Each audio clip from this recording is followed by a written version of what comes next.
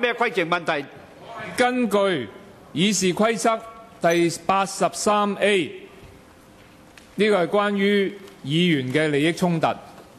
我而家動議葉國謙議員不得發言，不得動議，因為葉國謙議員佢係盈信控股嘅非執董，而呢個集團係有承接大量政府工程同水務合約，而佢嘅集團年報表明，落實東北發展計劃會為集團提供工程嘅機會，呢個係直接或者間接金錢利益。如果你講到葉國謙議員明顯同財委會而家處理緊嘅撥款項目有利益衝突，我正式提出呢個動議。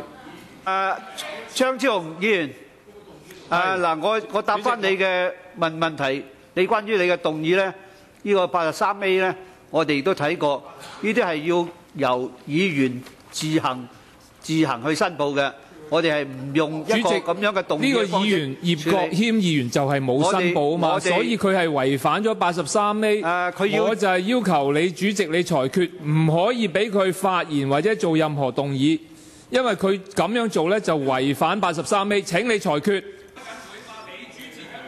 我已經裁決咗咁樣嘅情況。而家我睇唔到有任何嘅資料，睇唔到我呢啲資料係可以喺手邊能夠證實呢方面。主席唔係證實，係83A個規定唔係咁樣，所以唔需要。我再講一次啊，83A 本身有清楚嘅明文規定，如果大家再糾纏呢，我係喺度作咗一個裁決，就係由議員自行申報，就唔應該再由其他嘅委員去代佢提出或者喺度質疑。好啦，到呢度為止。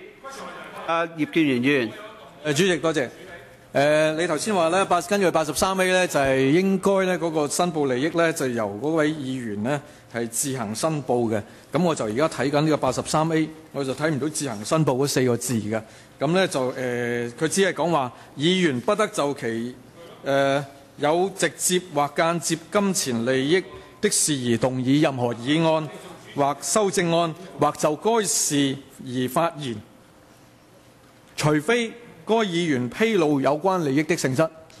呢個係好清楚。如果你頭先話即係好清楚寫明係自行申報，我對唔住，我即係可能近視深咗，我睇唔到呢4個字。